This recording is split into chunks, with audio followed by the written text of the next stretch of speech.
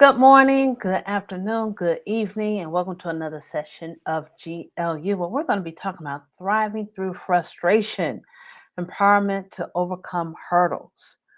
That's what we're going to talk about today because sometimes during this time of the year, we're going into the fourth quarter, and it just seems like there's so much more we could have done. At least it's what I'm feeling.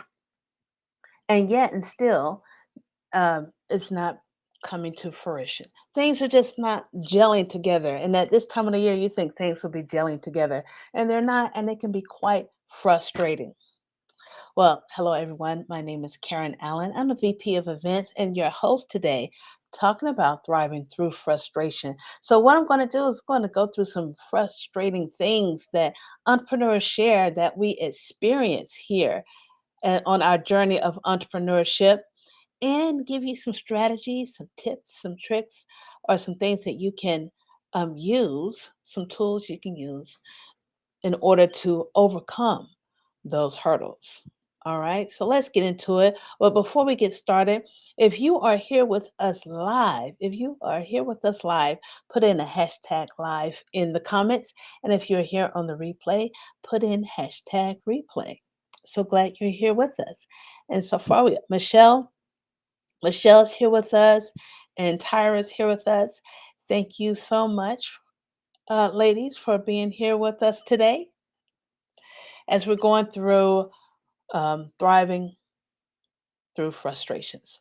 All right, well, let's get into it. Some of the frustrations, if you have a frustration or something that you're just like, oh my goodness, put it into the comment box. I want to see what you guys are working with and see if I can help you out that way. So if you're something that's just like, oh my goodness, if I could just get over this, if I could just overcome that, finish that sentence, put it in the comment box of what it is that you are working with or trying to get over or trying to overcome at this time.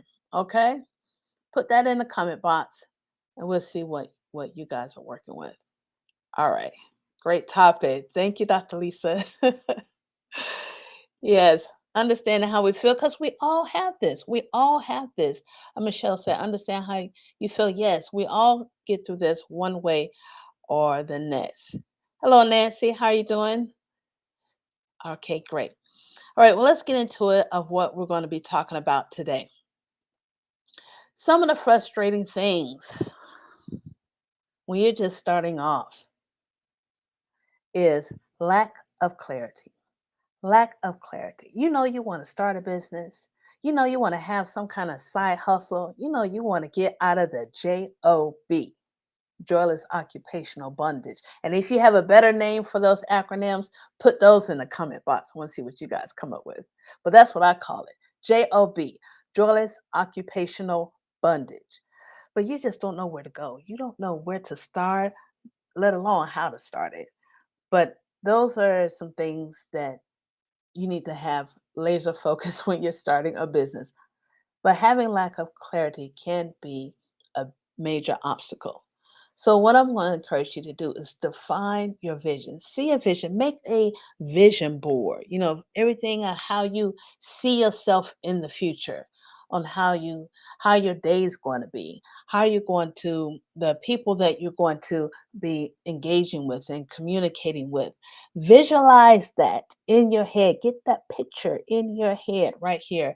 And if and when you have that picture in your head, put it on paper and put it all over the place so you can see it. You're just kind of manifesting that. You're having the universal energies help you with that. So define your vision, your mission, and goals clearly. Very clear. Be crystal. Be crystal about it. Of the things that you want to see, or the things, the kind of business that you want to do, or even just the people that you want to work with or work for. What kind of service you want to provide. Get crystal clear about that. Create the vision board or write it in a detailed business plan or just put it down on paper. For me, if it's not written on paper, it doesn't exist. Trying to keep all the things in my head is just too much. So put it down on paper and so you can go back to it again and again. So another frustration that we have is overwhelm and time management. Now, I know this is huge, especially if you are in the Groove community and you're working with the Groove software. When you open up that dashboard, it can be like, oh my gosh. Tyra said, JLB just over broke. True. So true. Just over broke. Okay. But overwhelm. When you open up the dashboard, and if you don't have your free uh, Groove Asia platform account, just go to grooveasia.cm and sign up. It's free. You can use it free. But it can be quite overwhelming when you first open up the dashboard because there's so much that you can get into. And when you start learning about the different apps, your mind just goes, oh my gosh, I can do this, I can do that. Where I'm going to start? I start building web pages. Do I need to do a store? Do I need to start writing a blog? Or I'm going to create my course? Stop one thing at a time. One thing at a time. Those apps aren't going anywhere. You can start one thing and then continue on as you build out or as you grow. Overwhelm and Overwhelm and time management. And to help with the time, there's a couple of strategies that you can employ. Now, these are some of the strategies that we use actually here in Groove Asia. As y'all know, Tyra does the Groove Asia Power Hour on Wednesdays and Thursdays. That's at 9 a.m. GMT plus 8. That's over in Malaysia. 9 p.m. USA time. If you're here on the East Coast of United States, the day before. Just remind you that. Some of the um, time management strategies that we employ in the on the Groove Asia Power Hour is the Pomodoro technique. The Pomodoro technique is very effective. You guys can look it up. That's Pomodoro technique. So what it is that you work short, focused bursts, about 25, 30 minutes, followed by a short break. So you're bursting, it's like you're sprinting, focus, laser focus on what you're working on, and then break. Take a rest. Take a rest, jump around, talk about whatever you're working on. Okay, I hope y'all getting the analogy here because I used to run track. So I'm like run, and then take a break. So work, and then take a break, short break. Now, this technique can boost productivity and it can prevent burnout. So that is a Pomodoro technique. So you can use that when you're working, especially when you're behind your monitor and you're working for hours at a time. Work laser focus, take a break. Laser focus, take a break. And another thing that we've been taught here the in the Groove Asia community is the Eisenhower method. In fact, our chief marketing officer, Chinyu Tan, had taught this in one of his transformational leadership uh, events that he was doing in his training, the Eisenhower matrix. And what that is that you categorize tasks based on urgency and importance. Based on urgency and importance. It was like a quad kind of thing. And urgency is on one end, on one axle, and importance on the other. So you categorize your tasks based on urgency and importance. And then you do the things that are most urgent right now first. And then everything else you can either delegate out or set at another time. So that's using the Eisenhower matrix. And another technique to get rid of overwhelm and time management is time blocking. Block some time off. Set specific blocks of time for different tasks or categories of tasks. This helps in focusing entirely on one task at a time, and that's going to increase your productivity. So when you're not trying to figure out how things are, how you're going to mesh things together, and you got to do this, got to do that, this, that, and the other, focus on one task. That way your brain is focused, laser focused on that one task and getting it done to completion. So that's definitely going to help with your productivity. And basically, you can delegate tasks to other people. That will save you some time. Therefore, you don't have to do it a lot of routine things or small things. Delegate those out to someone else. Okay. So we're going to emphasize the importance of setting boundaries, delegating tasks, and becoming laser focused on the things that we need to do. Another, another frustration. And I think everyone has experienced this one time or another when you are building your business, and that is financial constraints. Financial constraints. So, some ways to alleviate the financial constraints. Well, bootstrapping. I really don't think bootstrapping is a way to do it because everything is coming out of your pocket. It's coming out of your own pocket anyway. But you can seek funds, um, different funds, in order to do that. Another way is crowdfunding or angel investors. Have raised capital from a community of supporters. So if you have people who like what you're doing and you're moving, I find out when you are doing something, when you have a goal and you are working towards it, people are more apt to help you to get you where you want to go.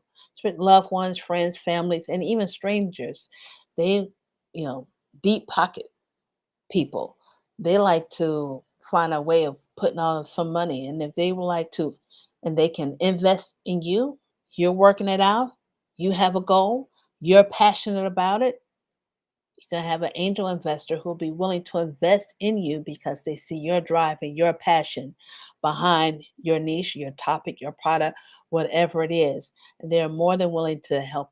A lot of them are more than willing to help you out because they too, I think, naturally people like to see people win. What do y'all think? Do y'all think people like to see people win, or they're just kind of real selfish? I find that people like want to see you win. They'll support you if you are really like gun ho and passionate about what you're doing. You get a lot of people who want to support you and what you want to do because they want to see you win. What do you think about that? Put that in the comments. Do you normally see people who want people to win, or it's like, to each his own? Is it yeah, Tyra's putting more information about the Pomodoro technique. It's a time management method developed by Francisco Crillo in the late 1980s. Interesting. 1980s. All right, awesome. Well, that's what I found about people. People a lot will support folks who are actually doing something as opposed to you not doing anything at all. So that's when you have financial constraints. You can do some crowdfunding, find some angel investors who believe in what you're doing. And another thing you can do that I found very helpful is bartering and finding different partnerships. Hell, I can do this. I know how to do these kind of things. You have your own set of skills. How about let me trade my skills for, something that you have? That's a great way to get things done and to get some, if you need something in your business, that's a great way. Bartering your services or your skills or something that you have but to someone else. We didn't always have cash money all the time. We had to work it out with back in the day with seashells and everything else. But that is just a way to do it. As Tara says, I love to see people accomplishing their goals. It's exciting, inspiring, and fun. Yes. Yes. People want to see you win. People want to see you win. That's what I found out. People want to see you win most of the time. People who don't want to see you win, they got personal. That's personal. That's a personal thing for them. Personal problem for them. All right. So another way to eliminate financial constraints is finding creative revenue streams. And when I mean creative revenue streams, I'm talking about something that's in your niche. So affiliate marketing, there's products if you're in the health and wellness field, there's a bunch of affiliate marketing products that you in that niche that you could be an affiliate for, joint ventures or subscription models, those kind of things that you can do to help with your financial constraints. It might take a little time and definitely some persistence when it comes to affiliate marketing, but if you get in the flow with it, it'll be beneficial. And especially if it's in your niche, it's going to complement something that you've already done, that you're already doing. So you're providing value to your customers or your prospects. But always remember to create a lean budget when you're first starting out. Cut unnecessary expenses and focus on essential costs. Essential costs, because that will get you where you need to go. And you just keep investing, investing, investing back into your business. All right. So, another a big frustration marketing and visibility challenges. How are you going to get out there? How are you going to get traffic to your website? How are you going to get people coming into your doors? Okay.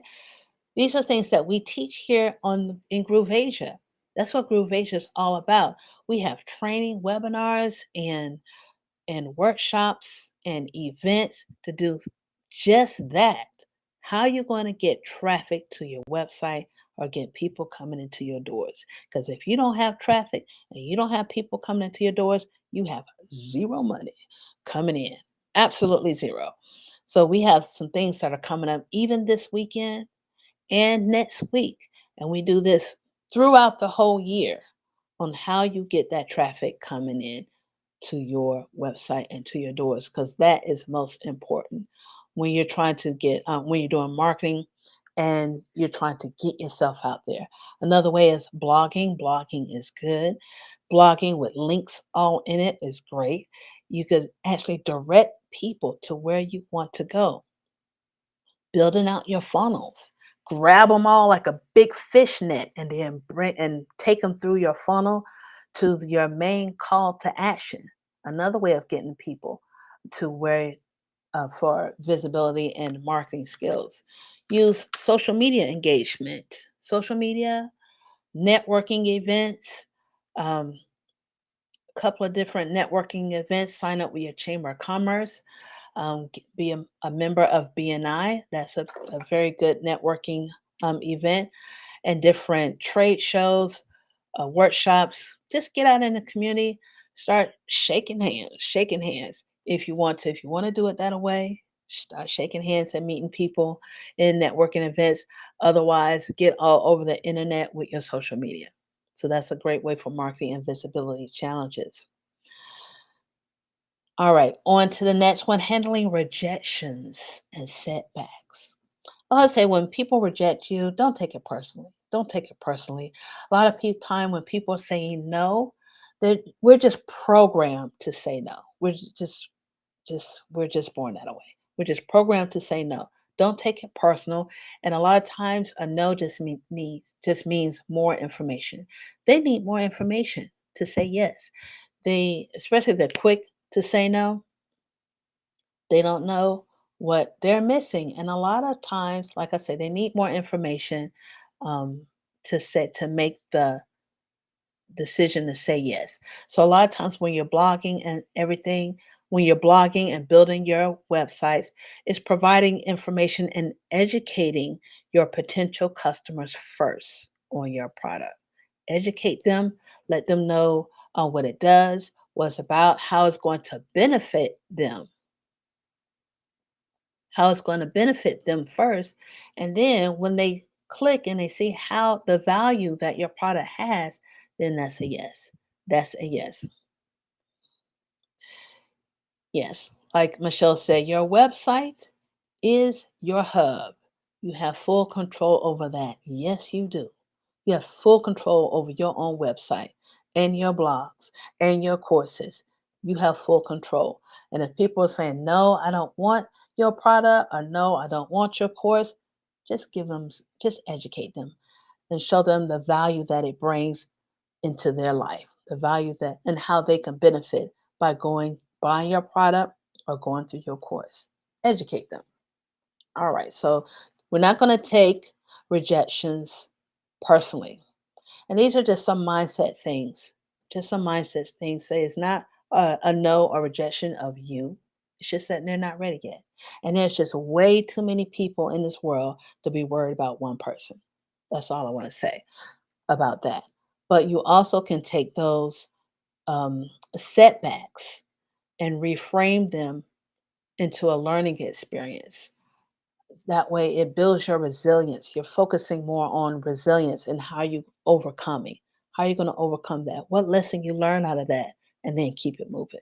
Don't spend too much time on it. 5 minutes, learn, keep moving. That's how we're going to handle setbacks and rejections. Now, when you start working and doing your entrepreneurial thing in your business, a lot of things, when you work a 9 to 5, you go to work 9, you get off 5, 8 hours, and you're done. Have your whole weekend off if you want to. You might work another extra hour or two during the week. But when you're starting your own business as an entrepreneur, 9 to 5, you're working more than 40, 50, 60, 70, 80 hours plus a week on your work, which can be a drain on your personal life. Your personal life can be really affected. So it's very important for you to take care of yourself, because if you don't have your health, you pretty much don't have anything else. Take care of yourself and set boundaries. Like, I'm going to work at this time and then I'm going to stop. You can use the Pomodoro technique, just like in a long term, stretch it out. I'm going to work on this and then I'm going to stop. So set boundaries and use time management. Schedule regular breaks and prioritize your well-being. Like I said, if your health is fading, you don't have too much more than that. You got to keep your health up. Got to keep being strong, and you're not only for yourself, your business, your family, for those who are depending on you. You can't help anyone if you're sick and struggling, physically or mentally. So get the help that you need if you find yourself slipping. Another frustration, this is something that I kind of deal with myself, which imposter syndrome. You've learned everything you can possibly learn in order to make the business, and to be successful in the business, but you're just kind of afraid to take that step, to jump off the cliff and to actually make it happen. I mean, putting in with both feet, jumping in with both feet. You're like still tiptoeing around. Imposter syndrome. And it kind of holds you back. It holds you back from where you want to go. So in order to do that, you have to kind of just jump in there with both feet and see how it works. It will boost your confidence because a lot of things you already know, you've been trained at, you've got the information, step one, step two, step three, step four, and you know how to monitor it to see if you're going. So if you have to pivot or adapt, you know how to do those things. It's just taking that first step and doing. Keep a success journal. That will help. And seek some mentorship. So having a journaling is a great way for you to see where you have come from. And like I say, when you have your vision board and your posters up, you see where you're going.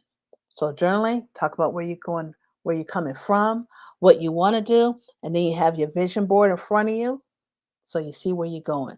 That would a great way of you actually designing your path. You are creating your path. You are creating your life when you are doing that.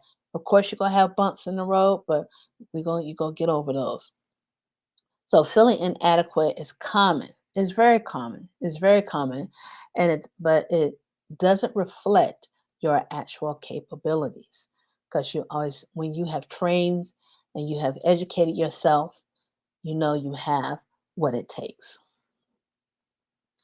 Now, this world that we're living in right now is changing like super fast, super fast. So adapting to the change can be a big frustration. I know early this year when AI came out last year in November publicly, and we have been using AI in our businesses. I know with Groove Asia, we've been using a lot of AI. Groove has come out with Groove AI, and every week or so many weeks, everything has changed on how you do something.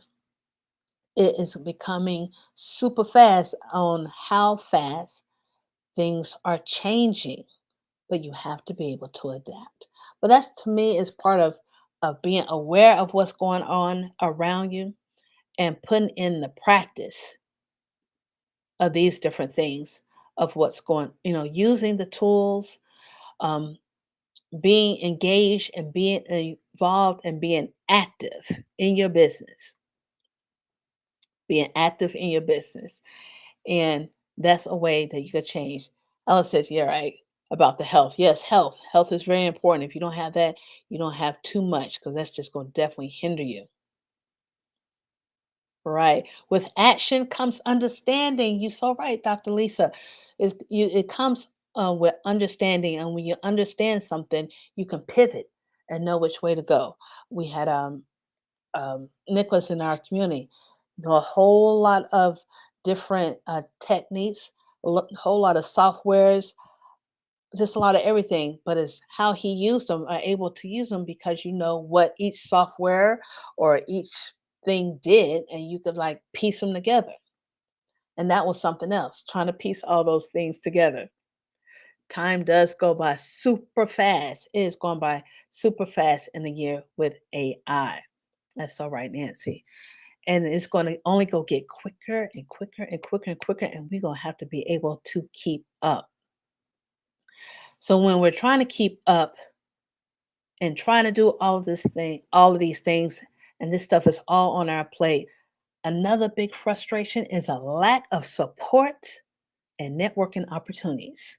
You know, when you're trying to do so many different things and everyone know that you're trying to do a whole lot of stuff and there's no one who's willing to help you with the little bitty things. And look, y'all, I'm a mom and a wife. I'm like, just wash the dishes. Can you do that for me? Cook a meal every once in a while so I can continue on with my business. That's all I want. Little bitty support. That's all I want. But when there's a lack of support, it can be very frustrating. Networking opportunities can be very frustrating if you don't have those too. But a way to get through the networking opportunities, like what I discussed before, you got online forums, you got networking events, joining entrepreneur communities like Groove Asia, and provide tips for effective we have tips for effective networking and building mutual beneficial relationships. And then when I say building relationships, I like it when you guys come, even though I don't see you. I see your comments like Alex and Nancy and Michelle and Tyra. I feel like I'm friends with you guys because I see you all the time and you're talking even in the comment box and I've seen your face. It's so great. I think to when we have these events, our Zoom meeting and everything, to turn on your camera because that is a way to get to know you. That is a good way to get to know you and to see how you are. And we just become familiar. Dr. Lisa, too, you're always showing up. Nancy, I've seen all of you guys in our other events that we have and, you know, connecting on Facebook or connecting on social media it's important.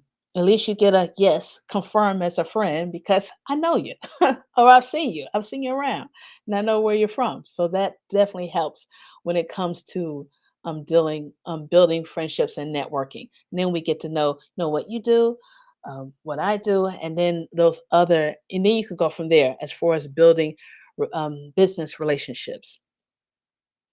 Okay. A few other things that I have here. One things are dealing with uncertainty as we talked about, things are moving so quickly and so fast. Set boundaries and set boundaries with that, and have contingency plans. So you can have your plan, then you need a plan B, a plan C, a plan D, just in things don't work. Being prepared for unforeseen circumstances because you never know when that monkey wrench is coming at you. Okay. So, but always be encouraged to be the problem solver because that's all what entrepreneurs are. We are solving a problem for someone else. And when we're solving that problem, we're providing value to our customers. And that's the reason why they work with us. Well, you guys, those are some of the things that entrepreneurs that I figured, well, me and the help with my buddy, I figure out some of the things that entrepreneurs work with. The frustrations that we deal with on a regular basis. But you have the power in order to overcome those hurdles. Say, get a board, get your mission statement, get a vision board, start journaling, put it on paper. That's me. Got to be put on the paper. Get all that stuff out of your head so you will be able to go to sleep at night and have yourself a good rest so you can be healthy in the morning. And then you can continue on building and scaling your business. Find those people that's going to help you out.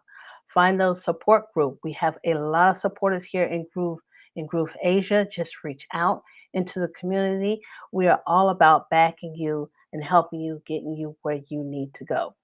We're a community of positive people, all trying to help each other because it's just way too much out there for us to be selfish. So then again, I want to say good evening. Good evening until next time. I will see you at our next GLU. Remember the you can win. We have all have frustrations, but we do overcome those. So I hope this session has helped you, empowered you just a bit, empowered you just a bit to get over those common hurdles that we all share at one point or another. Well, until next time, I will see you in the community and I will talk to you next week. Bye bye.